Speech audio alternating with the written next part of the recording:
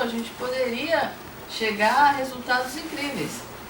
A primeira coisa é essa: como é que o brasileiro comum faz? Como é que você lembra de alguém da sua família ou de alguma cozinheira maravilhosa, que às vezes as cozinheiras a gente lembra até com mais carinho do que de alguém da família, né? Que fazia uma coisa maravilhosa. Como é que você lembra? Depende da família, né? Parente é serpente, já tem. Como é que você lembra daquilo? Como é que aquilo te emociona? Ou como é que você faz? Então, muitas respostas são sempre: só é possível fazer assim, não, isso só serve para isso, só serve para aquilo. Aí eu encaro isso como um desafio. Não, como é que só serve para isso? Vamos mostrar que serve para fazer de outra maneira. Aí a gente parte para o estudo desse ingrediente. Tentar conhecer ele ao máximo, saber como ele se comporta em várias situações. Como ele reage a um calor mais agressivo, a um calor mais delicado, a um tempo muito prolongado de forno, a um tempo rápido, a uma fritura por imersão, inúmeras coisas. Eu sou muito rígida na cozinha, extremamente chata. Tem um amigo meu que disse que eu não sou nem muito chata nem pouco chata, sou justamente chata. Tenho ficado bem pior, eu vou ter que arranjar alguma coisa pior do que isso. E eu trabalhei com militares no Palácio da Alvorada, então eu sou muito rígida, muito chata. Cadê a Lídia para falar mal de mim? Saiu? Deixa ela falar mal depois, o segundo pedaço. Porque a cozinha precisa dessa disciplina, a cozinha precisa desse rigor, porque ao mesmo tempo que eu sempre digo que cozinha, o ideal seria ser técnica e emoção na mesma proporção, mas a gente não consegue todo dia isso. A gente está lidando com seres humanos, né? Cada dia a gente está de um jeito. Por exemplo, hoje eu estou morta de dor na coluna, né? Não seria o dia, você pensa e fala, não é o dia para ir falar da sua vida, né? Mas é o dia que você tem que fazer isso. E todos os dias você abre a cozinha e você tem que escrever uma história nova. E com pessoas que estão passando por situações diversas. E você tem que trabalhar essa emoção e transformar ela em algo que seja... eu não gosto de usar padronizado, porque padronizar significa realmente fazer de uma maneira muito mecânica. Mas você tem que ter uma linha, você tem que fazer da mesma maneira todos os dias, né? Então é um desafio que a gente diariamente está passando por ele. Então, na questão do ingrediente, a gente tenta entender totalmente, o máximo que a gente puder esse ingrediente, e é por isso que a gente escolhe um elemento por ano. Não quer dizer que vocês vão ao restaurante e só vão comer aquele elemento naquele ano, mas ele vai estar no cardápio em diversas possibilidades. O que a gente tenta? Mostrar que aquele ingrediente pode falar mais, né? Que ele pode se expressar de uma maneira diferente. Que a gente, eu sempre digo, o cozinheiro, ele é um instrumento para fazer esse ingrediente falar, para fazer esse ingrediente se expressar, para mostrar que ele tem outras possibilidades, né? Então, voltando na questão do quiabo, foi o primeiro, talvez assim, não sei se foi o primeiro, porque eu já faço esse trabalho desde do Palácio da Alvorada, mas o quiabo foi um ícone, foi uma coisa muito importante no meu trabalho, até porque ele talvez seja o legume que a gente mais tem medo. E aí a segunda parte dessa pesquisa, a primeira mas como é que o brasileiro comum faz esse ingrediente? Como é que ele pensa esse ingrediente? Isso vai ser importante para mim, porque eu tenho que trazer essa referência para a minha expressão, que vai ser moderna, que vai ser usada, que vai ser diferente, que pode até chocar um pouco, mas tem que ter uma relação. E quando a gente trabalhou, por exemplo, o quiabo, a gente fez o quiabo meio defumado. Aquele defumado tem uma ligação com uma coisa muito simples da nossa cultura, que é o fogão a lenha, né? Que é aquele cheirinho que fica quando a gente faz um feijão, qualquer coisa no fogão a lenha, aquele gostinho meio defumado. A gente trouxe essa referência porque isso liga você afetivamente àquele ingrediente. E a cozinha brasileira precisa disso, ela precisa se expressar com modernidade, com ousadia, precisa, enfim, romper barreiras e derrubar tabus e tudo isso, mas ela tem que estar sempre conectada com isso, ela tem que saber que ela é brasileira. Se a gente fizer uma cozinha brasileira que é muito, digamos assim, distante de tudo isso, ela não está se expressando com a verdade dela, né? Ela não está te ligando àquela cultura. Eu acho que é importante a gente trazer isso. Aí a segunda parte dessa pesquisa é saber por que as pessoas têm dificuldade com esse ingrediente.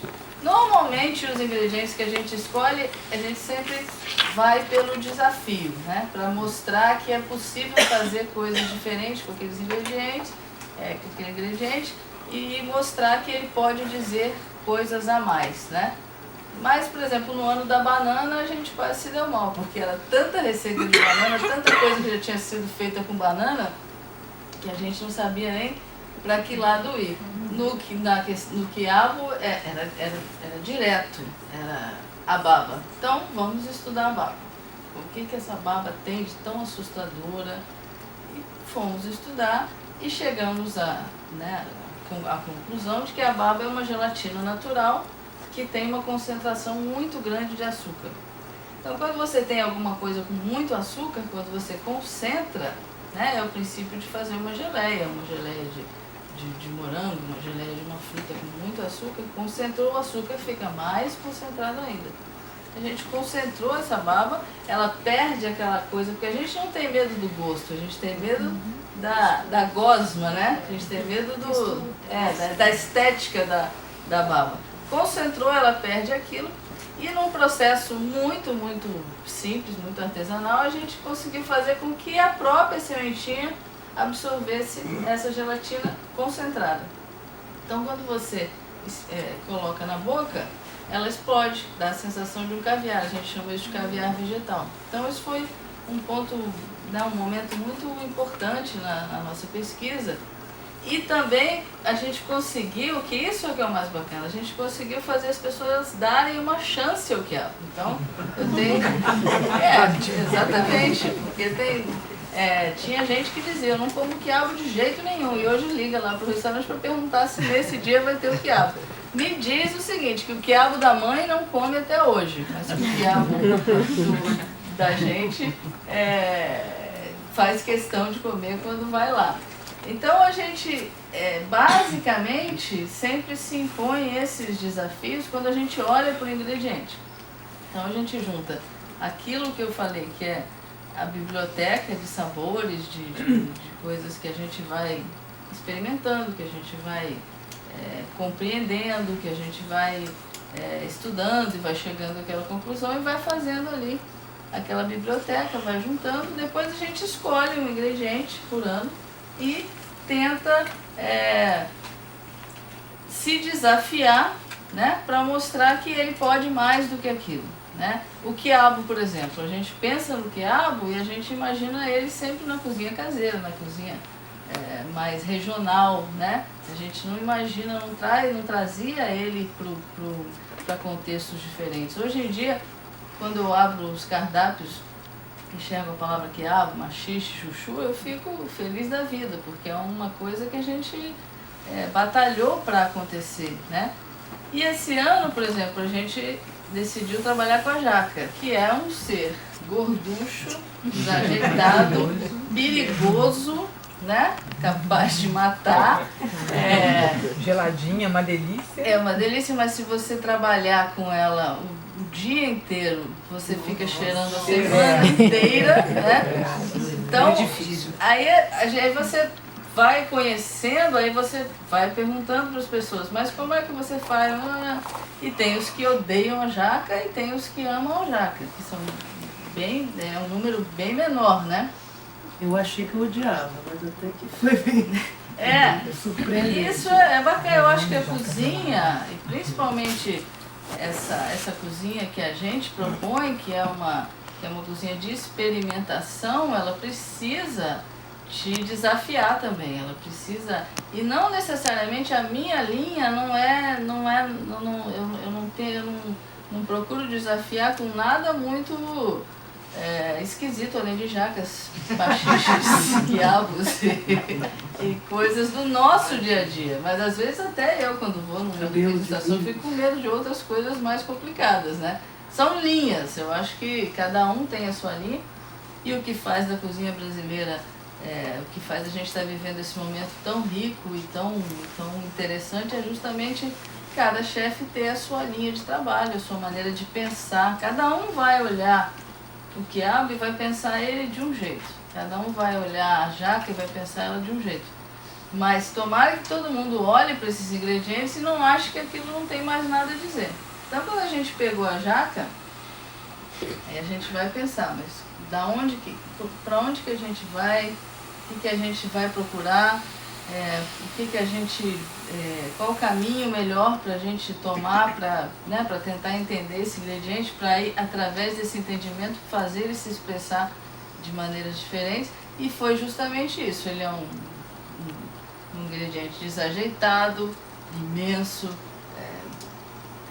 chega e você sabe que ele está ali, né? Porque o cheiro toma conta de tudo e tal. Então a gente foi procurar a delicadeza da jaca, provar que era possível trabalhar essa jaca e procurar uma expressão que a gente não imagina quando a gente pensa nela. A mesma coisa aconteceu com vários ingredientes que a gente trabalhou, por exemplo, a abóbora. Quando a gente fez o tartar de abóbora, que agora eu me cansei, não aguento mais fazer tartar de abóbora, de vez em quando a Lídia propõe, eu não quero saber tartar de abóbora.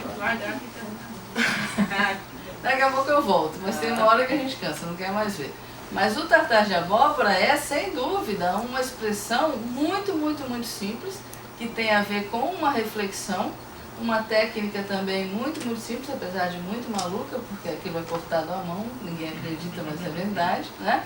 Mas é uma coisa que as pessoas, no menu degustação de 9 pratos, quando tem tartar de abóbora, se você pergunta para o cliente qual prato que ele quer repetir, mesmo que tenha foie gras, trufas, o que seja, ele vai querer repetir o tartar de abóbora. Por quê? Porque é uma linguagem muito diferente, é uma dimensão muito diferente da que você está acostumado. A abóbora, você pensa na abóbora como? Mole. Doce de abóbora. Assada. Sopa. Sempre numa textura. Que bebe. Exatamente, é natural, é a resposta que a gente tem. E nessa reflexão, nessa observação, olhar, estar atento, experimentar, é perigoso. Pode ser que a gente, no meio do caminho, morra, porque a gente põe tudo na boca e não quer saber. Mas andando na feira, um dia eu olhei para uma abóbora e ela parecia um sol da Toscana, uma coisa. E eu fui direto, pedi pro feirante me dar um pedacinho e provei ela crua. Ela estava naquele ponto quando ela está realmente muito madura. Qual? Né? Qual abóbora? Tem baiana, qual moranga? Que a gente gosta mais de usar? Sergipana. Acho que ela é bem vermelha. Cada hora muda esse nome dessa abóbora. Nem sei que abóbora é essa, sergipana. Tem outro nome. É uma pequenininha, verde musgo? Meio... Não, é uma... Ela tem a pele bege. E a chacadinha. É a sergipana. Moranga. É a sergipana. Não, moranga não. Não, ela tem moranga a é casca chapada. mais clarinha. Ela tem a casca mais clara. É a única que tem uma casca bem clarinha. Japonês ou baiano? É sergipana mesmo. É sergipana, né? É muito Gorduchona. Isso. Mas enfim, eu olhei pra aquele... Ela tava cortada. E ela tava com uma cor linda, assim. E deu vontade de comer crua. Eu nunca tinha comido abóbora crua, não tinha passado pela minha cabeça essa possibilidade. Quando eu comi aquilo, tava naquele momento... Ela estava no auge da maturação dela, que é uma coisa muito importante nas pesquisas que a gente faz também. O nível de maturação das coisas. Porque, justamente, eu falei da questão da baba. A gente foi trabalhar, conhecer a baba e descobriu que ela tinha uma concentração incrível de açúcar. Então a gente fez o caviar vegetal, a gente fez algumas coisas, mas a gente não fez absolutamente tudo. Essa informação é que é importante, porque outra pessoa vai pegar essa baba, essa informação e trabalhar de uma outra maneira. A mesma coisa, já volto na abóbora, a mesma coisa quando chega assim, outubro, novembro, já começam a ligar.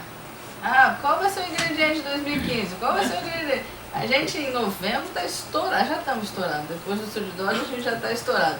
Mas em novembro a gente não tem tempo de pensar em nada. A gente pensa na jaca porque ela está ali no nosso foco e é um dos motivos pelo qual eu insisto em escolher um ingrediente.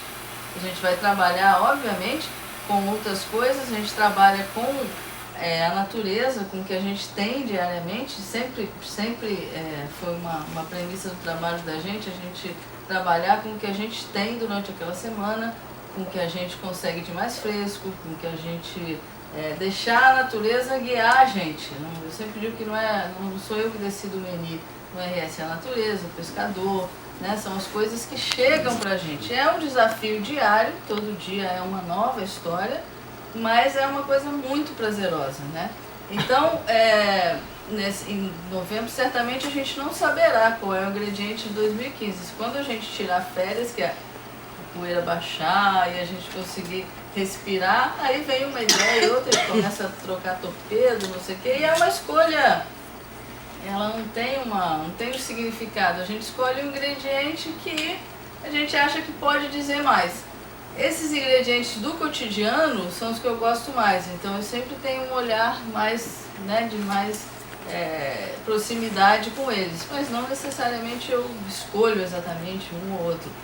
Mas outro dia eu fiquei pensando que vai ter um momento que, em vez de escolher um outro ingrediente, eu vou ter que voltar no ingrediente que eu já trabalhei. Porque seria muita presunção da minha parte achar que eu já fiz tudo que ele podia dizer, né? Por exemplo, essa questão da baba. É interessantíssimo de você descobrir que aquilo é uma gelatina com muito açúcar. Tem muitas coisas que você pode fazer a partir daí para a redenção da pobre da baba, né? Não só o que a gente já fez. A próprio filezinho do quiabo que a gente faz e a gente defuma, aquilo é uma coisa interessantíssima. E tantas coisas que a gente trabalhou, aquela fibra de dentro, não chegamos a lugar nenhum, né, Lídia? Mas a gente desidratou, fez aquela... Ah, foi. Tem coisas que a gente faz uma vez e a gente não consegue fazer duas. Isso é péssimo. Mas um dia a gente volta lá. Eu fazer um comentário do quiabo porque eu uso muito lá em casa, todo mundo adora, né? E essa história da gelatina é interessante, porque eu seco a baba com um pouco de vinagre. Nunca pensei nessa história aí, por isso que é interessante até aqui, mas porque lá em casa todo mundo adora quiabo. Uso direto. Ou então a história do seca muito, tem que lavar, secar bem, não mexer. Tem várias histórias, né? A padrão é quanto menos mexer, menos baba faz. Né? Tem um truquezinho muito simples que tem a ver um pouco com o que a gente faz, que é uma coisa mais que vai um pouquinho além, mas é um truque para você, para quem não gosta, por exemplo, de quiabo. Uma vez eu fui na Ana Maria Braga e ensinei isso, aí eu encontro gente pelo mundo inteiro que me agradece porque a família começou a comer quiabo. Não tem nada de científico, nada disso. O quiabo, quando ele está inteirinho, né, ele tá tudo ali dentro, a baba tá ali, tá tudo ali. Você, ao invés de cortar ele antes de refogar, você refoga ele inteiro. E aí tudo continua ali dentro. Antes de cortar, você dá um tempinho, deixa ele quieto ali, depois você vai lá e corta, não sai, mas ela já está toda. Ela foi absorvida e justamente teve um processo de redução por causa do calor. Boa. Então você faz o processo ao contrário. Em vez de cortar primeiro e fazer reza e tudo isso, você... Não, eu não fico com baba não. Eu sou campeão. Mas tem quem gosta de baba também. Tem quem gosta de baba. Minha mãe, se não tiver baba, ela não come. Dona Ruth, eu fazia tudo isso, me sentia o máximo porque eu tirava, porque naquela época eu assassinava a baba mesmo. Não era que eu sabia que era uma gelatina, nada disso. Eu assassinava porque eu achava que não podia ter a baba. E ela ficava furiosa comigo porque não tinha baba. Ele falou, mas a senhora quer essa coisa gordenta mesmo? Quero. E tem isso também. Às vezes eu escolho um ingrediente que nem eu conheço direito. Por exemplo, quando eu fui chefiar o Palácio da Alvorada, eu não gostava de quiabo. E Por que eu não gostava de quiabo? Não sei, porque eu nunca tinha experimentado. Então, quando a Dona Ruth me pediu para fazer, eu tive a curiosidade de experimentar e eu vi que eu gostava. Aquela baba me incomodava um pouco daquela maneira, né? Mas essa curiosidade é que faz a gente também se desafiar e ir buscar uma solução, né? Que às vezes a solução para o quiabo a gente acha que é eliminar a coitada da baba. É uma troca de choque. Mas tem gente que gosta, né? Então, quer dizer, uma solução para quem não gosta é isso, é fazer ele inteiro, dá um tempinho, depois você corta e faz o que você quiser. Você pode até fazer tipo um mise en place disso, deixar ele já puxadinhos e depois cortar e fazer de novo, né, o que você imaginar. E, bom, e aí a gente, enfim, parte dessa reflexão muito simples do que a gente tem de referência e vai ousando, vai buscando novas maneiras de expressão. Eu acho que o mais importante, eu acho que a cozinha moderna ela tem que ser ousada, ela tem que propor novas linguagens, ela tem que romper barreira, ela tem que te deixar um pouco ansioso antes do jantar, tudo isso, mas acho que para mim, hoje em dia, quando eu procuro um lugar para viver uma experiência, para fazer uma descoberta, enfim, para ter uma noite agradável, eu gosto de encontrar coisas que sejam coerentes, porque eu acho que a gente viveu uma fase na gastronomia que a gente deu uma pirada, né? Foi muita coisa, foi um excesso de criação. E acho que agora a gente está fazendo um caminho para aquela parte que eu falei no início do alicerce, né? De você saber o que você está fazendo, o que você vai propor. Tinha uma máxima muito simples na Nouvelle Cuisine, nos anos 70, é que tudo que estava no prato tinha que ser para ser comido. Hoje em dia a gente encontra de um tudo dentro do prato, se você comer você vai ter um problema gravíssimo, né? De galhos a coisas de outro mundo. Então, eu acho que é importante usar assim, cada um tem a sua linha, cada um usa o método de cocção que mais gosta. Eu gosto mais do fazer mais artesanal, gosto dos cozimentos mais normais mesmo, sem... A gente não usa praticamente máquina nenhuma, o nosso forno é de última geração, última mesmo, nem fabricam mais daquele jeito. Ele é novo, mas ele não tem nem controle de temperatura, porque é aquele tipo de forno que hoje em dia não se usa mesmo mais em cozinha, só se usa aquele forno que fala, que manda em você. O dia que o forno mandar em mim, um cozinheiro meu, eu tô perdida, porque eu não admito isso. Eu acho que o cozinheiro precisa ter esse contato com a comida, precisa, e o mais importante, com esse contato ele tem o conhecimento e aí ele consegue ter segurança para fazer. Então eu acho que é muito importante o cozinheiro saber conhecer a carne quando ela está crua, quando ela está começando a passar por um processo ou de assar, ou de fritar, ou de grelhar, saber identificar o momento ali, né, para saber a hora que ele tem que tirar, a hora que ele tem que botar um pouquinho mais de fogo, a hora que ele tem que interagir.